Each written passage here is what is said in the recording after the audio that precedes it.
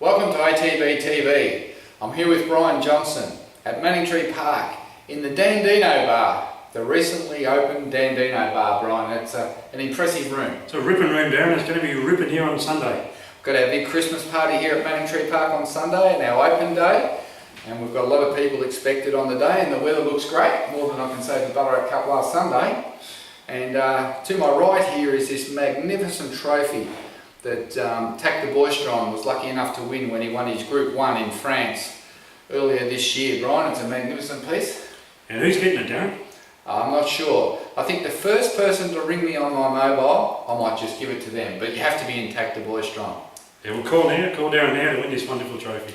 Now, I'm not sure if you can see here, but Brian's got this hat on, Lords. So I think he's expecting a little bit of short pitch bowling from me in this episode, eh, Brian? I am, Darren, but I'm prepared for it, unlike the England cricketers, who I think one of them's gone home and the others just can't handle the fast bowling, so give me your best shot. I think that's a bit more respect, Brian. I think honestly some more respect. You know, the banter on the field's okay, but a bit of respect, you know, don't cross the line. Oh, there'll be no sledging here today, Darren. No sledging?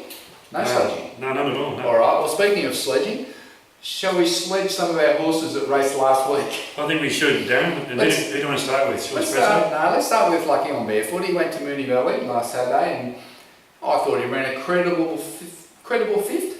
Yeah, he always seems to be running on, doesn't he? He seems to get in a race where he's suited, he always just seems to be running on, and he's just failing to actually run on enough to win the race. Well, you know, in cricketing terms, probably not out 10. Yeah, I'd just say he probably started well, but just failed to go on with it. Alright, then we went to Ballarat Cup Day. What a shocking day. I mean, it was probably the worst day in Victoria this year.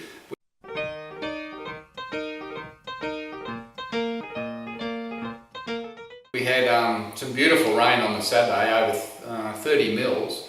Unfortunate for the club, you know, the crowd was down and the track was heavy and it probably didn't suit our horses, but Teo was the first one to go around in the first race. We thought he'd win. He had great form behind Trust and August at Bendigo, but he managed fourth, but he just didn't go a yard in the mud. No, he loomed up on the turn, yeah, but he just didn't handle the heavy at all. They said after the race, the jockey said, and oddly enough, Trust and August won by 5 or 6 lengths later in the day. Well, oddly enough, Teo looked like an English spinner on a flat track. Gave nothing. Alright, then we went off to Short Espresso in the Magic Millions 2-year-old race. Drawn wide, it was always going to be tough. We knew the horse down from Sydney was going to be hard to beat. It was $1.80 and it won like it, but Short Espresso loomed up on the bend and, you know, the rider said he went for him and he thought he was in a winning position, but he found nothing, but he's pulled up with a little issue, Brian. He has. Well, the jockey said after the race that when he went to go for him, he just had a bit of a breathing problem and couldn't find when required, but it turns out he's had a bit of an ulcer, we found out, so if you want to explain more, that'd be great.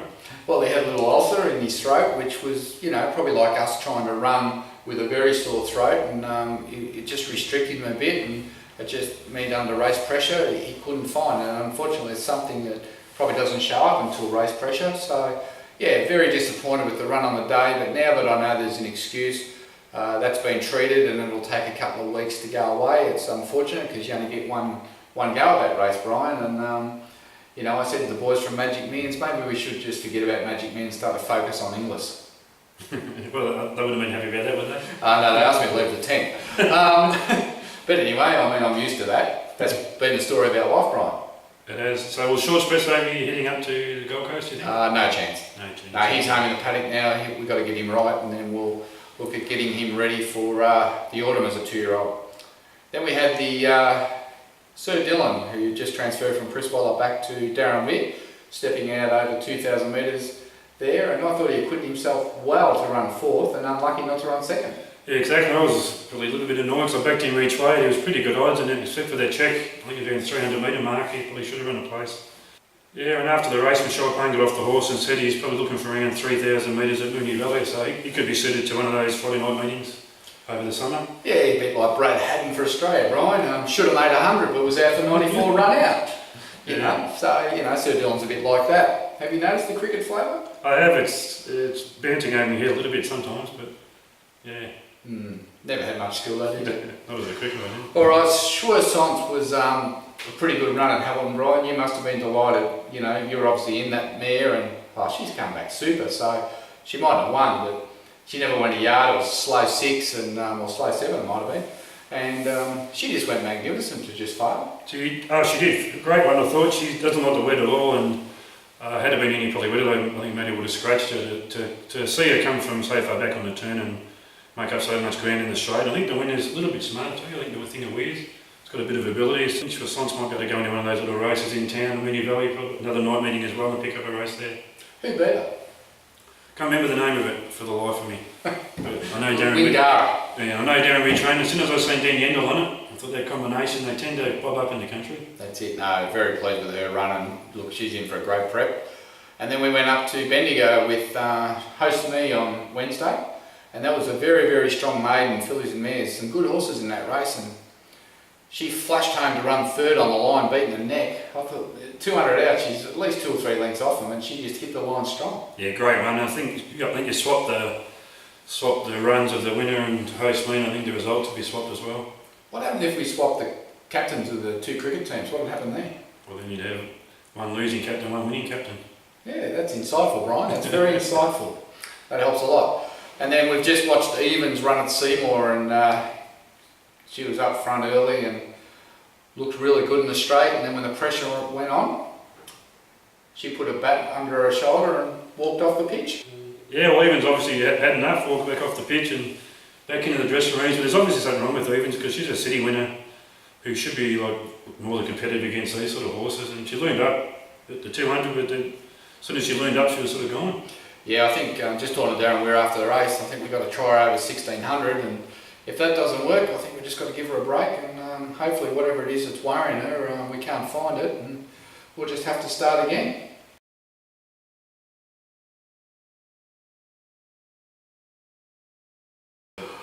Alright Brian, we're in for a quiet week this week. Only the 4 runners ended so far, so we go to Swan Hill on Sunday, but we won't be because we'll be here at Manningtree Park entertaining the masses, all the kids, I think 30 kids. Yeah, I hope Fluoro Man makes an appearance. Yeah, well, I think he's in the jungles of Borneo at the moment, so I think depending on how he goes. I know there is a charter plane you can get from there to here pretty quickly, so maybe if I might send him an SMS. Well, let's see if we can get Fluoro Man to Manningtree Park and see if we can get him on the jumping castle. Yeah, that'd be a sight for sore eyes, wouldn't it? It would be.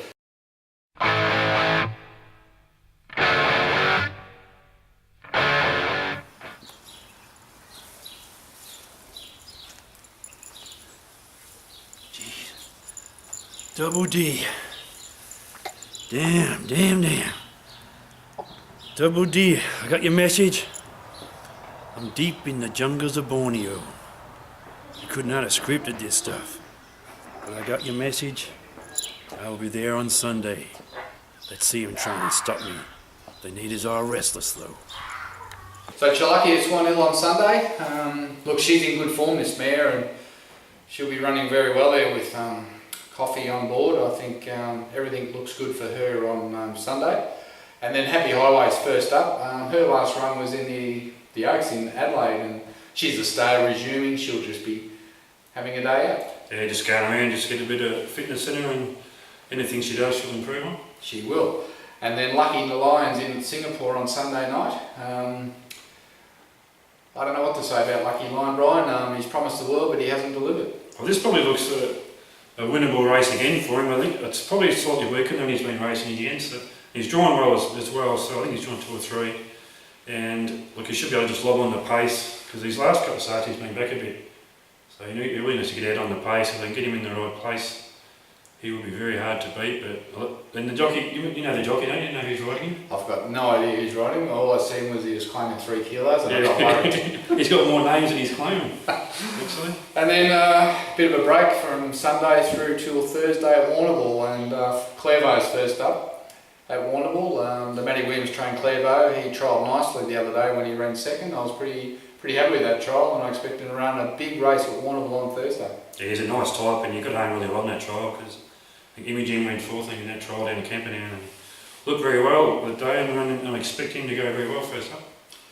And that's all the runners for the week. So this morning we went up to Ballarat and we had 8 2-year-olds jump out and go up the track, and we brought 6 of them home for a break, but 2 get to fight on for another day. But yeah, so it's good to see some of the young horses getting to the track and trialling up and doing everything right, fully educated, and Darren Wears and Matty Williams are doing a good job of those young horses. Did you have any go up the sand track at Ballarat today, did you, or the dirt track? Well, I did try ring lock on Mackenzie at Ballarat because, as you know, they've torn the track up, and I thought we might just gallop a couple on the dirt there at Ballarat to see if they were any good for Darwin, but he didn't see the funny side of it. Is he in a Darwin horse lucky? I thought it was short pitch bowling at its best. You probably didn't have a helmet on. And speaking of horses that are trialling, the Bella 3 colt is having a trial in about 10 days? Yeah, it is having a trial this week coming up with the 2-year-old with 3/4 in blood to Black Caviar. Will be having a jump out down at around Mornington or Balnarring this week, and on Ballarat Cup Day we caught up with Mark Riley. But I guess when you look at the horse, he's a lovely type. Look, he's an outstanding top horse. He's really growing into it, and as a 3-year-old, he's going to be a stunner. So here's a colt for you. He's a 2-year-old. He might be one preparation away, but we've done all the work. If you want to talk to me or call Mark Riley direct to find out how he is and how he's going, and I think if you come down and have a look at the horse, you can see from the photos and the video we've got on the site, he's an outstanding individual. And of course the trainer here, Mark Riley, he's very, very pleased with him. So we're going to give him one more trial in about 10 days? Yeah, he'll have another trial in 10 days, and you've got to remember, Darren, you realise this is the first horse we've had together since Mukta? The first horse I've had with Mark Riley since 1991, and the last time we did that we won 2 Group 1, so can history repeat? Well, if that doesn't excite you about getting involved in a 3/4 brother to Black Caviar, I don't think anything will. And on Sunday here at our Christmas party we intend to parade 9 horses, Brian. They're all available syndication, including some new horses that are not on our website yet. Relations to Platelet, a filly out of Skewiff who won over $500,000 for ATB. Yeah, lovely looking filly. Just seen that this morning, and Darren Weir was here and actually thought it looked fantastic. Yep, he was very excited with those 4, wasn't he? He's training the 4 young ones that we're going to parade, including a Star Witness filly that he said it just had Oaks written all over it. A lovely strategic colt out of Sienna Diamond, and of course the relation to Platelet and Skew Whip. So for those who come along on Sunday, they will certainly get first opportunity to get involved into some of those new horses.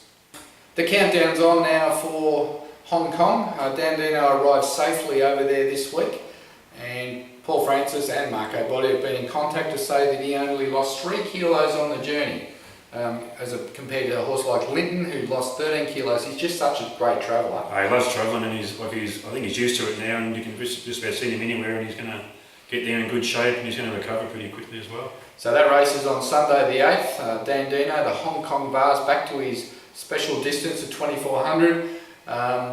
Damien Oliver to riding, ticks a few of the boxes, and Dandino Just means better odds for the Black Beast, so get on! Get on now.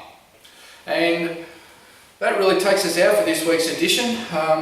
We appreciate all the feedback that we get on ATB-TV, and I know there's plenty of tragics out there that tune in each week.